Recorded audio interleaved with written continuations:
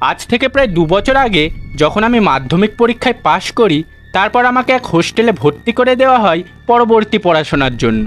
আর সেই হোস্টেলে বেশ কয়েক মাস কাটানোর পর আমি একদম অভ্যস্ত হয়ে যাই সেই হোস্টেলে থাকার জন্য। এর মধ্যে হোস্টেলের সমস্ত ছেলেদের সঙ্গে আমার চেনা পরিচয় বেশ ভালোই হয়ে গিয়েছিল।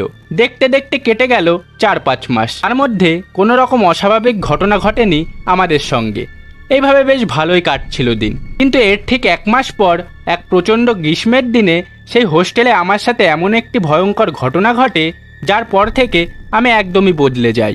এবং সেই দিন আমি এতটা পরিমাণে ভয় পেয়েছিলাম যে সেদিনের পর থেকে রাতের বেলায় সহজে ঘুম আসতো না আমার। সব সময় মনে হতো সেই ঘরে কেউ একজন যেন বসে আছে। তো সেদিন আমার সাথে যে ভয়ঙ্কর ঘটনাটি ঘটেছিল সেটাই শোনাবো আজকের এই ভিডিওতে। তো ভিডিওটির মজা নিতে আপনারা অবশ্যই হেডফোন ব্যবহার করুন। তো চলুন ভিডিওটি শুরু করা যাক। আমাদের সেই হোস্টেলটি যে জায়গায় ছিল সেই জায়গাটির নাম ছিল চন্দ্রপুর। আমাদের সেই হোস্টেলের এক একটি রুমে 5 জন করে ছেলে ঘুমোতো। কিন্তু সেই দিন আমাদের রুমের 2টি ছেলে বাড়িতে চলে গিয়েছিল, তাই আমরা সেদিন রাতে 3 জন ছিলাম। আমি, রাহুল আর একটা ছেলে যার নাম রাজু।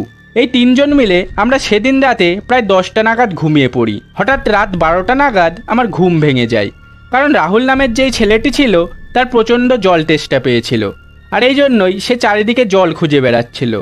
আমি তাকে বললাম, দেখ টেবিলের ওপরে বোতলে জল আছে। এই বলে আমি আবারও ঘুমিয়ে পড়লাম। এর ঠিক আধা ঘন্টা পর আবারও আমার ঘুম ভেঙে গেল। এবার আমি শুনতে পেলাম বাইরে থেকে রাহুল দরজা নক করছে এবং বলছে, দরজা খোল, দরজা খোল, আমার জল তেষ্টা পেয়েছে। কিন্তু আমি বুঝতে পারলাম না রাহুল বাইরে গেল কি করে। আর বাইরেই যদি যাই তাহলে ভেতর থেকে দরজাটা লক করলোই বা কে? এছাড়া আমার পাশে রাজু নামের যে ছেলেটি শুয়েছিল সে এতটাই ঘুম কাতুরে যে তাকে যদি লাথি মেরে খাট থেকে ফেলেও দেওয়া হয় তবুও তার ঘুম ভাঙবে না। কিন্তু আমি ঘুমের ঘোরে অত কিছু ভাবিনি তখন। এজন্য আমি উঠে গিয়ে দরজা খুলে দিলাম। আর রাহুল ভেতরে ঢুকে বলল, বোতলে জল আছে নাকি? আমার প্রচণ্ড জল তেষ্টা পেয়েছে। বোতলগুলোতে দেখলাম জল নেই, শুধুমাত্র একটা বোতলে সামান্য পরিমাণে জল ছিল, যেটিকে রাহুল এক নিঃশ্বাসে খেয়ে নিল এবং বলল, আমার আরও জল চাই। তখন আমি বললাম, নিচে ক্যান্টিনে গিয়ে জল খেয়ে আয় এবং ওই বোতলটাকেও নিয়ে যা, আমার জন্য 1 বোতল জল আনিস। রাহুল একটা বোতল নিয়ে বাইরে চলে গেল, কিন্তু সিঁড়ি দিয়ে নামার কোনো আওয়াজই পেলাম না আমি। একটু পরেই আমি খেয়াল করলাম দরজা তো লক করা ছিল, তাহলে সে বাইরে গেল কি করে? আর এইসব দেখে আমার শরীরে কাঁটা দিয়ে উঠল এবং আমি প্রচণ্ড ভয় পেয়ে গেলাম। তখন আমি ঘুমিয়ে পড়ার বহু চেষ্টা করলাম, তবুও কোনো মতে আমার ঘুম আসছিল না। এছাড়া অনেকক্ষণ হয়ে গেল রাহুলও ফিরে আসছিল না। তখন আমার মনে একটু খটকা লাগলো, রাহুল এত দেরি করছে কেন? তার আবার কিছু হলো না তো? এজন্য আমি রাজুকে ডাকতে লাগলাম। তার ঘুম এতটাই গভীর ছিল যে তাকে 3টে লাথি মারার পর সে ঘুম থেকে উঠল। এরপর তাকে সমস্ত ঘটনা বুঝিয়ে বললাম এবং সেও অবাক হয়ে গেল। এরপর আমরা দুজনে মিলে নিচে নামলাম রাহুলকে খোঁজার জন্য। সিঁড়ি দিয়ে নিচে নামার সময় শব্দ পেলাম নিচের কলটিকেও খুলে রেখেছে এবং তা দিয়ে ক্রমাগত জল পড়ছে। আমরা ক্যান্টিনে প্রবেশ করে দেখলাম রাহুল কোথাও নেই এবং কল থেকে জল পড়ছিল। আমি গিয়ে কলটিকে বন্ধ করে দিলাম, কিন্তু ক্যান্টিনের কোথাও রাহুলকে খুঁজে পেলাম না। এরপর হঠাৎ আমরা একটা কান্নার আওয়াজ শুনতে পেলাম, কিন্তু আওয়াজটা কোথা থেকে আসছিল তা জানার জন্য আমরা কিছুটা এগিয়ে গেলাম এবং শুনতে পেলাম আওয়াজটা বাথরুম থেকে আসছিল। তখন আমরা মনে মনে কিছুটা ভয়ও পাচ্ছিলাম। এরপর আমরা যত বাথরুমের দিকে এগোতে থাকলাম তত কান্নার আওয়াজ জোরালো হতে থাকলো। আর যখন আমরা বাথরুমের একদম কাছে আসলাম তখন আমরা বুঝতে পারলাম এটা রাহুলেরই কান্নার আওয়াজ। তখন আমরা এতটা পরিমাণে ভয় পেয়েছিলাম যে বাথরুমে ঢোকার সাহসই হচ্ছিল না আমাদের। তবুও সাহস করে 2 বন্ধু মিলে বাথরুমে ঢুকে লাইটটা জ্বালালাম। লাইটটা জ্বালানোর সঙ্গে সঙ্গেই কান্নার আওয়াজ বন্ধ হয়ে গেল। এবার আমরা মৃদু কণ্ঠে বললাম, এ রাহুল, কি হয়েছে তোর? কিন্তু রাহুলের কোনো আওয়াজই আমরা পেলাম না এবং বাথরুমের প্রতিটা দরজা খুলে খুলে আমরা দেখলাম, কিন্তু রাহুল সেখানে ছিল না। তাহলে একটু আগে আমরা যে আওয়াজটা পাচ্ছিলাম সেটা কার ছিল?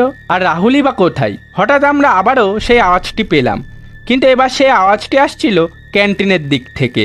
আর সেই আওয়াজটি শুনে আমরা দৌড়ে ক্যান্টিনে চলে গেলাম। আমরা ক্যান্টিনে গিয়ে দেখি আবারও সেই কল থেকে জল পড়ছে, কিন্তু সেখানে কেউই ছিল না। আবারও সেই কলটিকে আমরা বন্ধ করে দিলাম। হঠাৎ মনের মধ্যে প্রচণ্ড ভয়ের সঞ্চার ঘটল, কারণ ক্যান্টিনে তো কেউ ছিল না। তাহলে বারবার কে সেই কলটিকে চালু করছিল?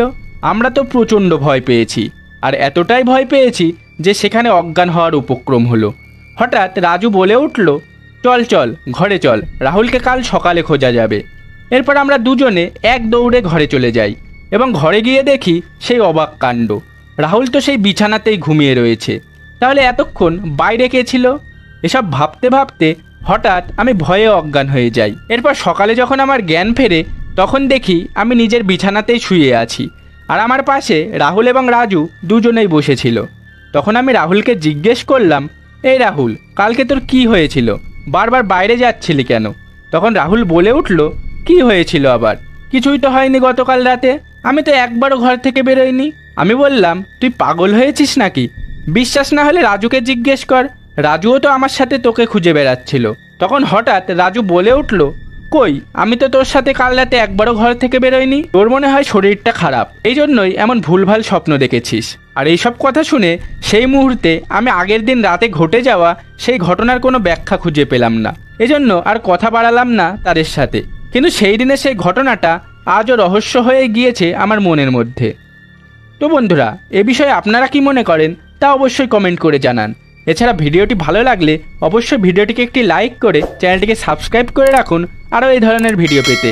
তো দেখা হচ্ছে পরের আরও একটি নতুন গল্প নিয়ে। ততক্ষণ ভালো থাকুন, সুস্থ থাকুন।